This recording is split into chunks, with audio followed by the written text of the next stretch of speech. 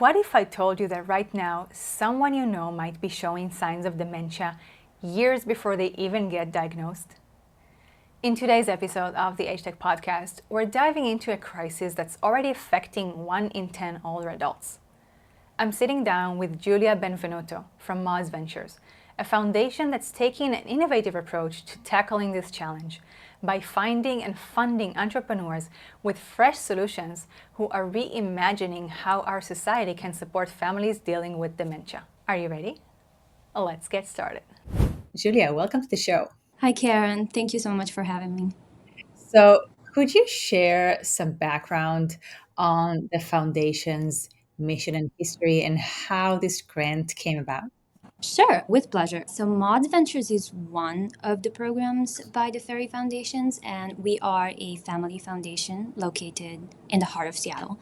Our founders are Richard and Maude Ferry, and they led a life that were passionately engaged in their community and have supported numerous civic and charitable causes with a particular focus on Catholic education, Catholic faith, healthcare.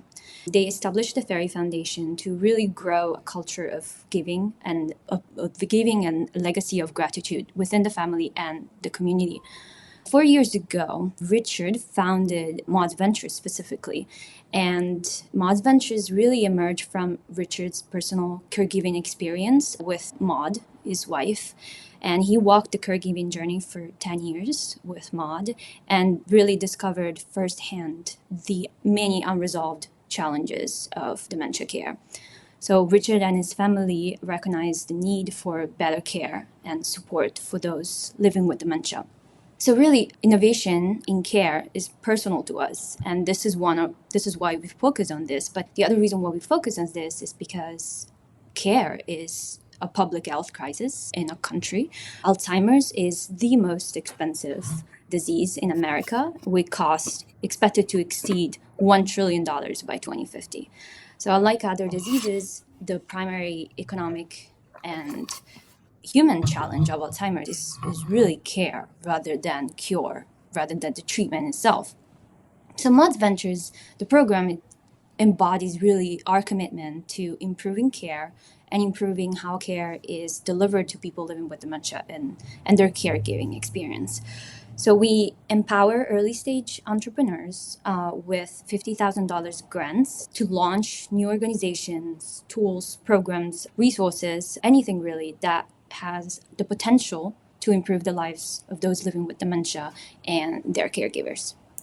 That's amazing. I honestly had no idea that the cost of dementia was expected to reach $1 trillion. I know, That is, wow, that is a terrifying. ridiculous amount of money. So you mentioned that Maude Ventures has been around for around 4 years. Can you share a little bit about some of startups or innovations that came through your program, either the ones that you funded or the ones that you ended up not funding for any reason, but you see them doing really well and you're excited about it? Yeah, we've been around for 4 years, which is not a long time, but we had the pleasure to really find, discover, and fund incredible people and incredible organizations. So I'm going to go back chronologically. So a few years back, we awarded our grant to Taproot by Ella, whose founders were developing a digital AI assistant that mitigates adverse behaviors in Alzheimer's and dementia. And they promote aging in place while supporting continuity of care from the family caregivers to other care options. So whether it's in a facility, for example. So this was a really high-tech solution that presented a sophisticated design, and we saw the potential and the broad impact that it can have on the dementia community across the country. After that, and we're still very much we support our funders very much after the grant period. So we are still connected with the owners and founders of Taproot by Ella, and we know that they're doing very well, and they are expanding their services from senior facilities to in-home care. So that is really great for us to hear. Other of our winners a few years back was Lorenzo's house, led by Diana Coase, and Diana came to us with the idea of establishing the first nonprofit organization with the mission of empowering family care partners and their loved ones by addressing the social and clinical needs of families living with younger onset Alzheimer's. And just last week, I joined one of their online webinars events, where I had the pleasure to learn about Lorenzo's house, like most recent developments and achievements. And in just 3 years since our granting, which was the very first grant, Lorenzo's house has become the national leader in outreach and support for families encountering younger onset Alzheimer's. And really, Lorenzo's house stands out as a testament to the power of Maude Ventures and our entrepreneurial approach. Really proud of this. Most recently, also just last year, on 2023, we awarded Maude Ventures grants to Memory Cafe Alliance, and led by three leaders investing Susan McFadden and Beth Salzberg. With our funding, they developed a plan last year throughout the entire time. Like, they developed a plan to equitably and sustainably grow the number of memory cafes around the country. So currently there are only 900 memory cafes around the country, with a population living with dementia of over 11 million. And they are, in 10 years, their plan is to grow the number of memory cafes from 900 to 9,000. So 10x. The memory cafes play an important role for social engagement and fighting isolation and stigma surrounding people living with dementia. And these places really can make, in these places, people living with dementia really can make meaningful connections and experience joy and purpose with their caregivers. And last couple of weeks ago, we were actually at I don't know if you know about the Grandmakers in Aging network. So we were there at the annual conference, and we sponsored and the alliance. So our past grantee, we sponsored them, and they had the opportunity to get in contact with the network of funders in aging of the GIA offers. They present their plan, and we are really excited that we were there for them in that moment, which really represents the next step in their initiatives. Something that I would like to share about this year's application cycle, I thought it was really interesting to see a trend of innovations that reflect a need for social engagement, but there was really an interesting combination of social engagement and the arts, and how arts in all of the forms can support and can improve the quality of life for those living with dementia. That really stood out to us, and we haven't moved forward with some of these applicants and applications in the evaluation process, but nonetheless, we were really impressed with ideas that are being cultivated around the country. Wow, it sounds like you have a lot on your plate. And it also sounds like you have a really broad mandate in terms of the innovations that the foundation awards grants to. So can you shed some light on any specific challenges in dementia that you are really interested in funding solutions for? Yeah, absolutely. First of all, we're passionate about ideas that have the potential to scale and to bring a very broad impact to the greatest number of people living with dementia in the country.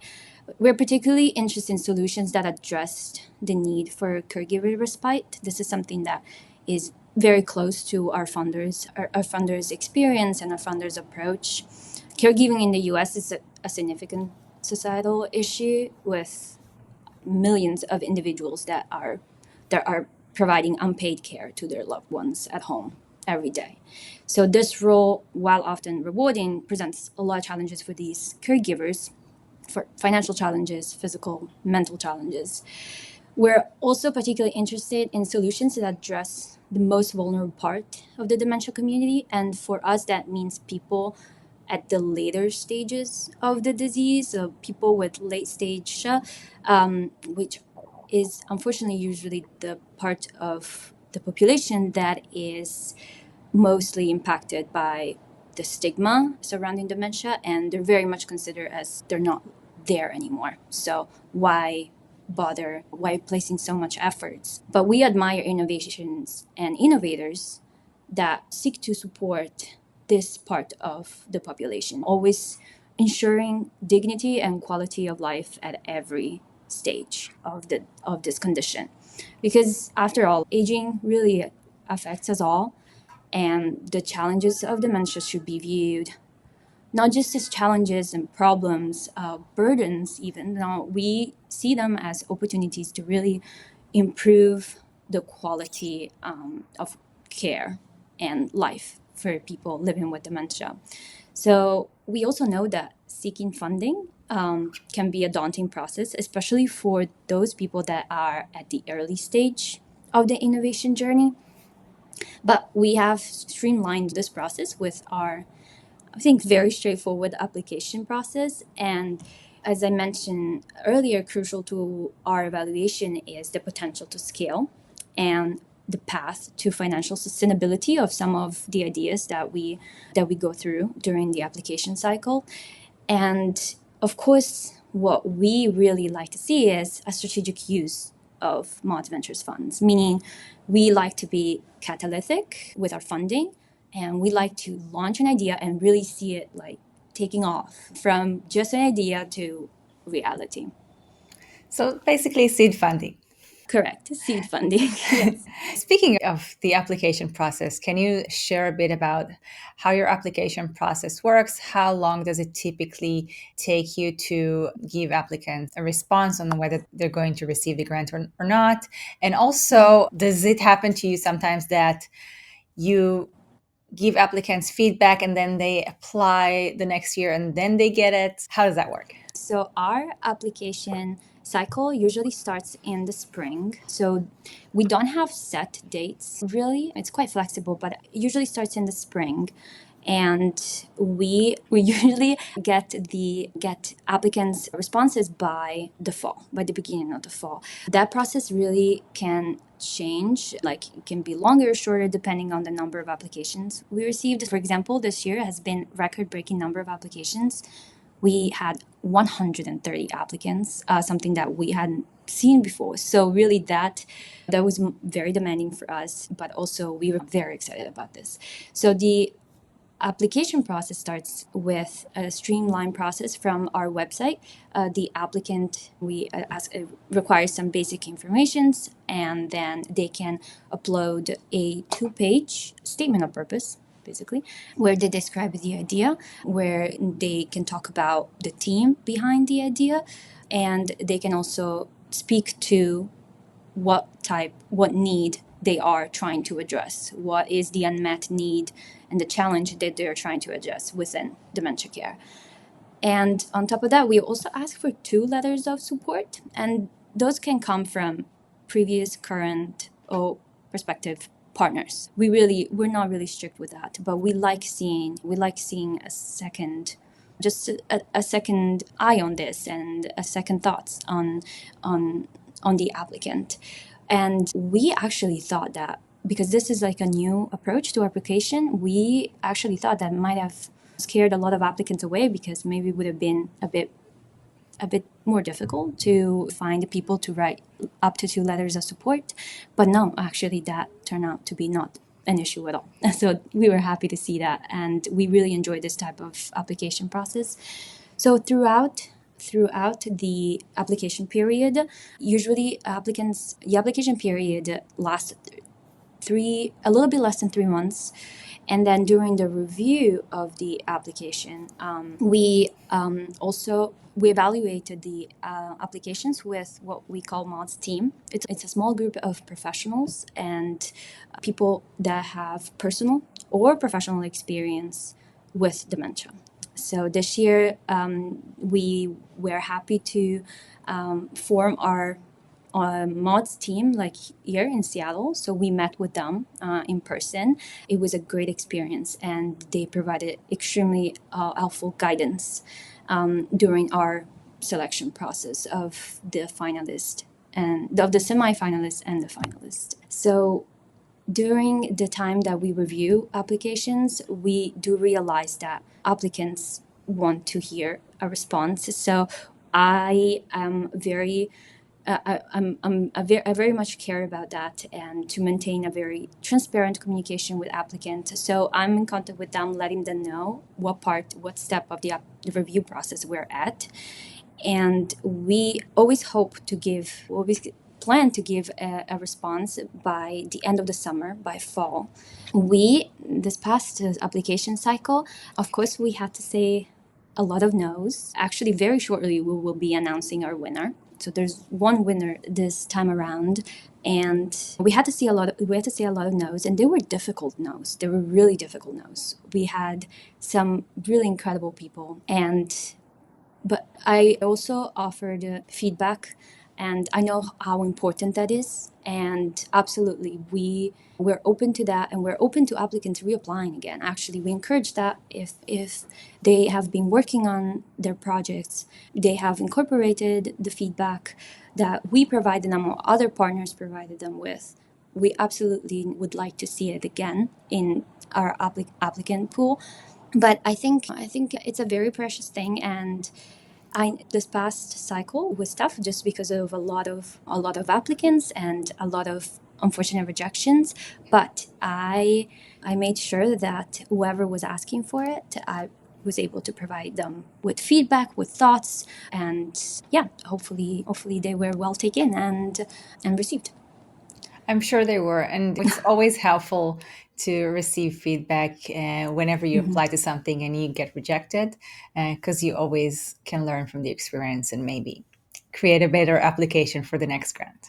Before we wrap up, can you share with us your vision for Maude's Ventures' future and for the foundation's future? How do you see these grants impacting innovations in dementia in the next few years?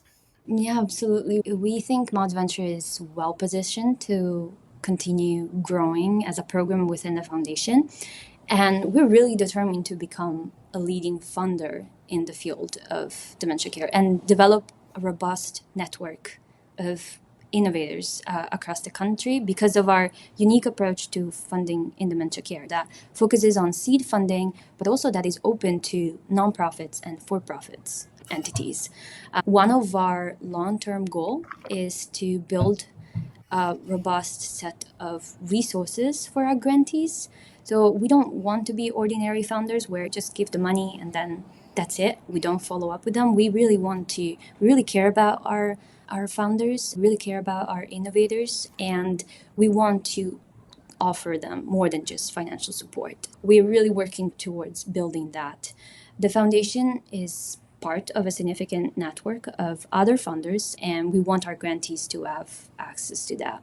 As I mentioned, the foundation is a member of GIA, of Grantmakers in Aging, and that was just an example of what we can offer to our grantees. One other goal that I'm really excited about is for Maude Ventures to open the doors for young funders and innovators out there.